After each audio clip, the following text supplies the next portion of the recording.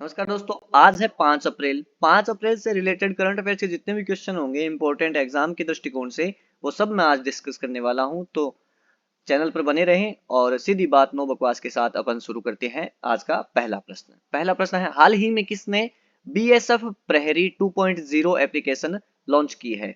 नरेंद्र मोदी, अमित शाह, अजीत डोभाल या फिर अजय कुमार भल्ला? तो इसका सही जवाब है दोस्तों अजय कुमार भल्ला। अजय कुमार भल्ला भारत के केंद्रीय गृह सचिव हैं। इनके बारे में देख लेते हैं थोड़ा। ये देख लीजिए, अजय कुमार भल्ला जी जो है यहाँ पर इनोग्रेशन करते हुए बीएसएफ के 2.0 ऐप का। सीमा प्रहरियों की प्रतिभा को दर्शाती कला प्रदर्शनी ये आपको दिखाई दे रही है। किस तरीके से बीएसएफ की जो कला प्रदर्शनी है वो यहाँ पर प्रदर्शित की गई है। केंद्रीय गृह सचिव अजय कुमार भल्ला ने बीएसएफ के प्रहरी 2.0 ऐप का इसी प्रदर्शनी के दौरान जो है वो लॉन्च किया है। तो बढ़ते हैं अपन दूसरे प्रश्न की ओर। हाँ, 56वीं राष्ट्रीय खो खो चैंपियनशिप 2023-24 में महिला और पुरुष का खिताब किस राज्य ने जीता है? महाराष्ट्र, पंजाब, गुजरात या फिर राजस्थान? तो इसका सही जवाब है दोस्तों महाराष्ट्र। महाराष्ट्र ने ये जो खो खो की चैंपियनशिप है वो जीत ली है। 56वीं चैंपियनशिप है। एग्जाम के दृष्टिकोण से ये भी ध्यान में रखें कि खो खो चैंपियनशिप कौन से क्रम की है? 56वीं। 2023-24 का जो महिला और पुरुष का खिताब है वो संयुक्त रूप से किसने जीता है? महाराष्ट्र ने। अब मैं एक बात और बता देता हूं, इस दूसरे प्रश्न में खो खो जो है खेल, इसके बारे में अपन को डिटेल जान लेनी चाहिए, जो कि मैं वीडियो के लास्ट में खो खो से रिलेटेड जो डिटेल में जानकारी है वो मैं आपको बताने वाला हूं। कितने खिलाड़ी होते हैं, क्या होते हैं, वगैरह वगैरह, इस खेल का भारतीय दृष्टिकोण से क्या महत्व है, एग्जाम के पॉइंट ऑफ व्यू से क्या महत्व है, वो सारी की सारी डिटेल। तो अब बढ़ते हैं अपन इसकी तीसरे प्रश्न की ओर। हाल ही में ENBA lifetime achievement award news broadcasting से रिलेटेड है। पहले ये बता देता हूं, ईएनबीए का जो अवार्ड है वो न्यूज ब्रॉडकास्टिंग से रिलेटेड है। तो न्यूज से रिलेटेड है तो उसका लाइफ टाइम अचीवमेंट अवार्ड दिया जा रहा है। किसको दिया गया है? नवीन पंघाल, विनीत जैन, आशुतोष प्रसाद या फिर श्रीकांत दुबे? तो इसका सही जवाब है विनीत जैन। विनीत जैन को क्या है? ईएनबीए का लाइफ टाइम अचीवमेंट अवार्ड दिया गया है। कौन है विनीत जैन? इनको भी देख लेते हैं अपन। टाइम्स ग्रुप के जो प्रबंध निदेशक हैं सीएमडी विनीत जैन को प्रतिष्ठित exchange for media news broadcasting award ENBA, इसका लाइफ टाइम अचीवमेंट अवार्ड जो है वो प्रदान किया गया है। अब आपको ये जान लेना चाहिए कि ईएनबीए की जो फुल फॉर्म है वो क्या है। ये आपको दिखाई दे रही है ईएनबीए की full form, exchange for media news broadcasting award. तो ये आपको पता चल गया किसको दिया गया है? विनीत जैन को। चौथे प्रश्न की ओर बढ़ते हैं। हाल ही में भारत ने किस देश की सेना को 2 डोर्नियर 228 विमान सौंपे हैं? वैसे दोस्तों इस प्रश्न की चर्चा अपन पहले कर चुके हैं। जब इसकी घोषणा हुई थी तभी अपन ने इसकी चर्चा की थी। अब चूंकि ये सौंपे जा चुके हैं विमान, तो ये चर्चा में फिर से आए हैं। कौन से देश के साथ आए ये संधि की गई है? ये जो सहायक है डोर्नियर 228 विमान सौंपने की जो है, किसके साथ? गुयाना। हाल ही में भारत ने किस देश को सौंपे हैं डोर्नियर 228 विमान? गुयाना को। अब अपन ने बात की थी जो रक्षा सौदा है, भारत का जो रक्षा बजट है उसमें 21,000 करोड़ का जो इजाफा हुआ है वो किस वजह से हुआ है? भारत ने जो एक्सपोर्ट करते हैं, एक्सपोर्ट डिफेंस का जो है वो 21,000 करोड़ से ऊपर का किया है। तो गुयाना ने इसी के तहत मेक इन इंडिया का जो प्रोग्राम है उसमें डोर्नियर 228 विमान है वो भारत से खरीदे हैं। पांचवा प्रश्न है, हाल ही में सैन्य अभ्यास गगन शक्ति 2024, ये एग्जाम पॉइंट ऑफ व्यू से अति महत्वपूर्ण प्रश्नों में से एक है। पांचवा प्रश्न, हाल ही में सैन्य अभ्यास जो है गगन शक्ति 2024 कौन से राज्य में शुरू हुआ है? ये किसने किया है पहले ये बता देता हूं आपको। वायुसेना ने। भारत की कौन सी सेना ने किया है? वायुसेना ने। वायुसेना की कौन सी कमांड है? एक तो उत्तरी और एक पश्चिमी। उत्तरी और पश्चिमी कमांड के जो वायुसेना के सैनिक हैं वो सभी इसमें भाग ले रहे हैं। कितने हैं? लगभग 11,000 सैनिक। वायुसेना के लगभग 11,000 सैनिक। चीन और पाकिस्तान के दृष्टिकोण से ये अभ्यास किया जा रहा है। चीन और पाकिस्तान की दृष्टि से। और कहां पर किया जा रहा है? इसका सही जवाब क्या है दोस्तों? राजस्थान में। राजस्थान में गगन शक्ति 2024 अभ्यास है वो किया जा रहा है। किसके द्वारा? कौन सी सेना के द्वारा? वायुसेना के द्वारा, उत्तरी और पश्चिमी कमांड के द्वारा किया जा रहा है। और 11,000 सैनिक इसमें वायुसेना के वो भाग ले रहे हैं। चीन और पाकिस्तान के दृष्टिकोण से ये अति महत्वपूर्ण अभ्यास है। थोड़ी सी इसके बारे में और डिटेल से अपन जानकारी देख लेते हैं। ये आपको चित्र में दिखाई दे रहा है गगन शक्ति जो है उसका चित्र अभ्यास करते हुए वायु सैनिकों के द्वारा। भारतीय वायुसेना एक मिशन पर जुटी हुई है जिसको नाम दिया गया है गगन शक्ति 2024। इस 10 दिवसीय युद्धाभ्यास में कितने दिवसीय है ये भी ध्यान रखना जरूरी है। 10 दिवसीय युद्धाभ्यास है और देश के सभी वायु सेना के जो स्टेशन है वो बारी बारी से इसमें शामिल हो रहे हैं। सबसे पहला अभ्यास कहां पर किया गया, वो किया गया पोखरण फील्ड फायरिंग रेंज में।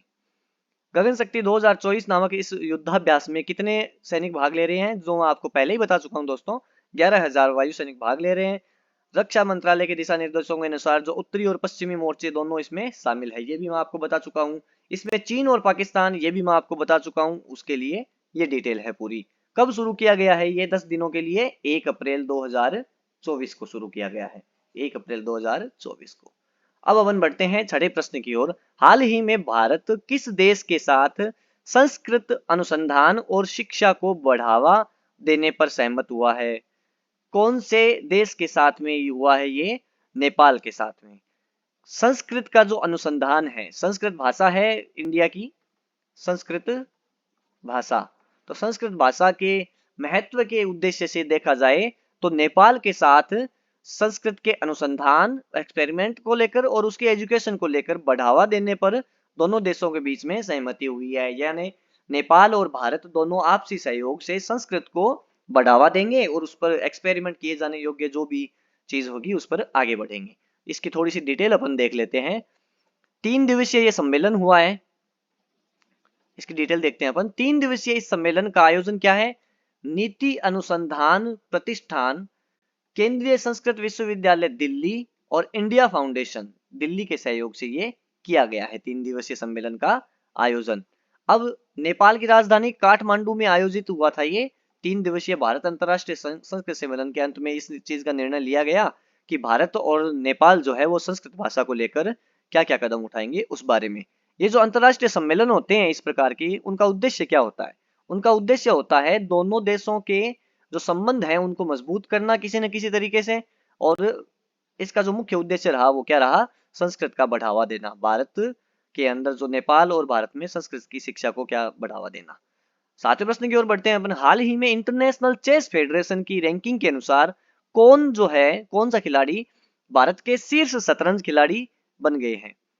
अब शतरंज खिलाड़ी का नाम आता ही आपके ध्यान में तुरंत आ जाना चाहिए कि कौन, सारे ही आएंगे, लेकिन इस प्रश्न के दृष्टिकोण से क्या है, भारत के शीर्ष शतरंज खिलाड़ी कौन बने हैं इंटरनेशनल चेस फेडरेशन की तरफ से? अर्जुन एरिगासी, अर्जुन एरिगासी। तो इसका सही जवाब है अर्जुन एरिगासी। ये है दोस्तों अर्जुन एरिगासी, आप देख सकते हैं इनको। ये भारत के शीर्ष शतरंज खिलाड़ी बन चुके हैं रैंकिंग के अकॉर्डिंग, इंटरनेशनल चेस फेडरेशन की ओर से ये जारी की गई है। आठवें प्रश्न में देखते हैं अपन। हाल ही में किसने पहली स्वदेशी CAR T cell therapy launch की है? दोस्तों ये आज ही लॉन्च हुई है, आपके सामने मैं प्रश्न लेकर आ चुका हूं आज ही तुरंत। देखिए कितना अपडेट हम आपको रखते हैं, प्रश्न बना नहीं कि आपके सामने वो प्रश्न रख दिया जाता है एग्जाम के पॉइंट ऑफ व्यू से, ताकि उसका बार बार रिवीजन किया जा सके। तो जो CAR T सेल थेरेपी है, इसको कार नहीं पढ़ना है दोस्तों, इसको CAR ऐसे अलग अलग पढ़ना है। CAR T सेल थेरेपी, पहले तो बता दूं ये किस रोग से संबंधित है? रोग है कैंसर। कैंसर रोग से ये थेरेपी संबंधित है। भारतीय जो क्या है थेरेपी है, खुद ने उन्होंने इस प्रकार का जो इजाद किया है इलाज, उसके आधार पर है CAR T सेल थेरेपी। अब किसने लॉन्च की है ये चीज? बाबा रामदेव, नरेंद्र मोदी जी, या फिर आचार्य बालकृष्ण ने, या फिर द्रौपदी मुर्मू जी? तो किसने लॉन्च की है? भारत की महामहिम राष्ट्रपति द्रौपदी मुर्मू ने। अब देख लेते हैं इसके बारे में थोड़ी सी डिटेल। CAR का पूरा फुल फॉर्म क्या है दोस्तों, वो भी देख लीजिए। Chimeric antigen receptor. और कौन से रोग से संबंधित है ये मैं आपको पहले ही बता चुका हूं। ये किससे संबंधित है?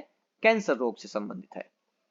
तो इसके बारे में थोड़ी सी डिटेल देख लेते हैं। भारत की राष्ट्रपति जो द्रौपदी मुर्मू जी हैं, उन्होंने क्या किया है? 4 अप्रैल 2024 को, एक सेकेंड, 4 अप्रैल 2024 को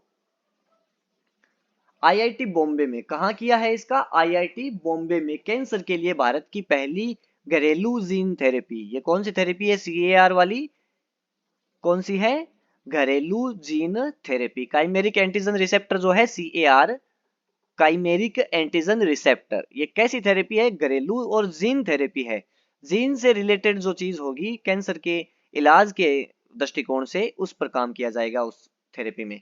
यह अभूतपूर्व उपचार कैंसर के खिलाफ लड़ाई में एक बड़ी सफलता है। इसी को मद्देनजर रखते हुए इसको लॉन्च किया गया है। तो CAR टी सेल थेरेपी क्या है, इसके बारे में भी आप डिटेल से थोड़ा सा देख लीजिए। CAR टी सेल थेरेपी या क्या है? Chimeric antigen receptor T cell therapy immunotherapy और जीन थेरेपी का ही एक रूप है, यानी जीन से रिलेटेड काम किया जाएगा इसके अंदर। इसकी थेरेपी को करने के लिए, कैंसर की थेरेपी करने के लिए जीन पर वर्क किया जाएगा। भारत ने इस दिशा में क्या है, प्रगति करते हुए स्वदेशी थेरेपी को विकसित किया है। तो कैंसर की जो इलाज है वो भयानक रूप ले रहा है वैसे कैंसर रोग जो है, तो उसके इलाज के दृष्टिकोण से CAR टी सेल थेरेपी जो है, घरेलू जीन थेरेपी, ये काफी महत्वपूर्ण रोल अदा कर सकती है कैंसर के इलाज में। 9वें प्रश्न की ओर बढ़ते हैं अपन। हाल ही में टाटा इंटरनेशनल ने किसे कंपनी का CMD नियुक्त किया है? MD किसको नियुक्त किया है? टाटा इंटरनेशनल जो है काफी विश्वास वाली कंपनी है भारत की। राजीव सिंघल इसका जो है सही जवाब है। ये देख लीजिए, राजीव सिंघल। ये क्या बने हैं टाटा इंटरनेशनल में? MD के पद पर राजीव सिंघल। 10वें प्रश्न की ओर बढ़ते हैं। हाल ही में किसने मिस्र के राष्ट्रपति के रूप में तीसरे कार्यकाल के लिए शपथ ली है? दोस्तों, तीसरे कार्यकाल के लिए लगातार। अभी जो रूस के राष्ट्रपति बने हैं, रूस के राष्ट्रपति वो भी लगातार राष्ट्रपति बन रहे हैं। क्या नाम है उनका? Vladimir Putin. अपन ने इस नाम के बारे में भी बातचीत पहले कर रखी है। तो व्लादिमीर पुतिन रूस के राष्ट्रपति बने थे। तो अभी मिस्र के राष्ट्रपति का चुनाव दिसंबर में हुआ था, अभी उन्होंने शपथ ग्रहण की है आज ही। तो राष्ट्रपति के कौन से कार्यकाल के लिए? तीसरे कार्यकाल के लिए। और वो कौन है दोस्तों? ऑप्शन डी इसका सही जवाब है, अब्देल फतेह अल सीसी। ये जो है ये मिस्र के तीसरे कार्यकाल के लिए राष्ट्रपति बने हैं। कौन है? ये देख लीजिए, अब्देल फतेह अल सीसी। अब्देल फतेह अल सीसी मिस्र के 16वें राष्ट्रपति हैं। कौन से क्रम के राष्ट्रपति हैं? अपने कार्यकाल के तो तीसरे, और वैसे मिस्र के कार्यकाल के लिए देखें तो 16वें राष्ट्रपति हैं। और वे 2014 से लगातार आ रहे हैं दोस्तों, इस बात का खास ध्यान रखना। 2 जून 2018 को उन्होंने मिस्र के राष्ट्रपति के रूप में अपना दूसरा कार्यकाल लिया था। 2018 में 97% मतों से वो निर्वाचित हुए थे। इंपॉर्टेंट। तो इस चेहरे को देख लीजिए आप, ये एग्जाम पॉइंट ऑफ व्यू से चेहरा तो आपके नहीं आएगा, नाम ध्यान रखिए। अब्देल फतेह अल सीसी जो है वो मिस्र के लगातार तीसरे कार्यकाल के लिए चुने जाने वाले राष्ट्रपति हैं, और वैसे 16वें क्रम के राष्ट्रपति हैं मिस्र के।